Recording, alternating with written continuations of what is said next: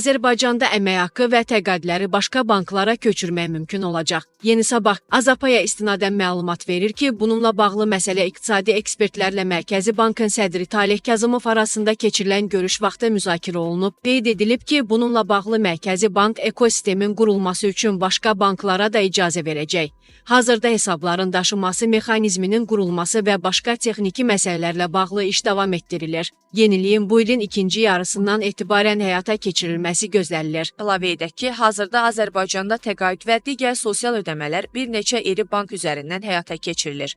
Azərbaycanda bəzi vətəndaşlar rəsmi sahibkarlıq fəaliyyəti göstərməsələr də VÖM vasitəsilə çalışırlar. Bu isə onların hüquq və öhdəlikləri, xüsusilə də sosial sığorta haqqları və gələcək pensiya təminatları ilə bağlı suallar doğurur. VÖM ilə çalışanların sosial ödənişləri, pensiya hüquqları necə tənzimlənir? İqtisadçı Elçin Rəşidov bildirib ki, Azərbaycanda sosial ödənişlərin müxtəlif növləri var. Bilirsiniz, VÖM ilə çalışanların bir hissəsi sadələşmiş vergi ödəyiciləridir. Məsələn, taksi sürücüləri, bərbərlər, fərdi sahibkarlar və bunlar minimum əmək haqqının 6% qədər Dövlət Sosial Müdafiə Fonduna ödəniş edirlər.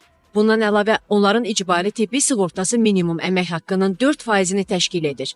Pensiya hüquqlarının formalaşması isə ödənilən sosial sığorta haqlarından asılıdır. Hər ay ödənilən məbləğlər pensiya hesabına yığılır və onun əsasında formalaşır. Bu istər VÖN, istərsə də əmək müqaviləsi ilə çalışanlara aiddir. Başqa şərtlərdən biri iş stajıdır. VÖN ilə çalışanlar sosial təminatdan məhrum olurlar. Məsələn, onların məzuniyyəti, tibbi kompensasiyası və sair kimi haqları yoxdur. İqtisadçının sözlərinə görə yeni qaydalara əsasən uzun müddət VÖN ilə çalışan şəxslər mütləq əmək müqaviləsi bağlamalıdırlar ki, sosial təminat hüquqları yaransın. Təəssüf ki, bəzi hallarda bunu müşahidə etmirik. Yeni vaxtda dövlət özəl pensiya fondlarına təşviq edir.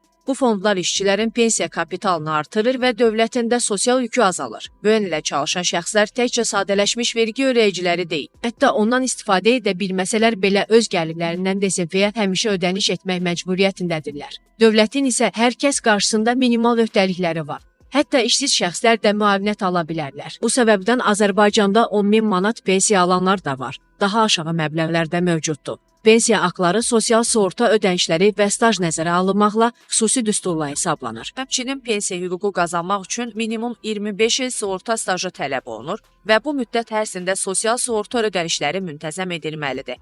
Bundan əlavə VÖN ilə çalışan şəxslər həm də özəl pensiya fondlarına qoşularaq əlavə yığımı edə bilərlər. Bu da gələcəkdə daha yüksək pensiya almağa şərait yaradır. Əlavə edək ki, 2025-ci ildən minimum pensiya məbləği 320 manatdır.